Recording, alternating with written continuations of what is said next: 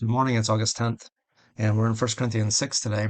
Um, there's a great book from Francis Schaeffer called How Shall We Then Live?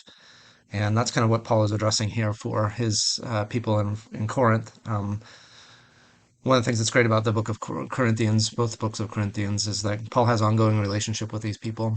And if you are in any type of long-term relationship with anybody, you know that there are things that need work, and that's what Paul is talking about with his church friends here in Corinth.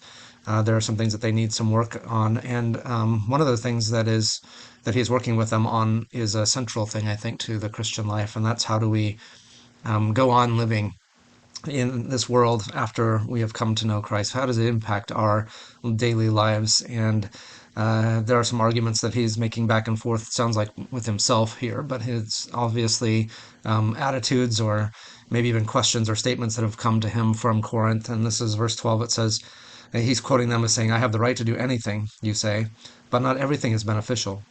I have the right to do anything, but I will not be mastered by anything. And it seems that, at least punctuation wise here, that he's giving their argument and then countering it with his own. Not everything is beneficial. I will not be mastered by anything. And that is the freedom that comes in Christ, that we don't have to be slaves to those sinful things anymore, those patterns of our own personality, our own flesh, our own culture that seem to trap us into being mastered by them or finding benefit or satisfaction in those things instead of where they actually belong. And so there's a tremendous freedom that comes in Christ but it's one of those things that takes a lot of wrestling in our lives. And I think we come to deeper and deeper understandings of it as we grow and mature in the faith, and things that seemed obvious to us earlier become less obvious to us later, and vice versa. Actually, there are a lot of things that we wrestle with in both directions.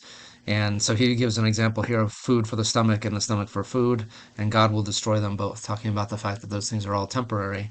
However, we don't want to do things in our temporary bodies that have impact on our souls as well. So we don't want to make compromises or abuse things just because they're temporary.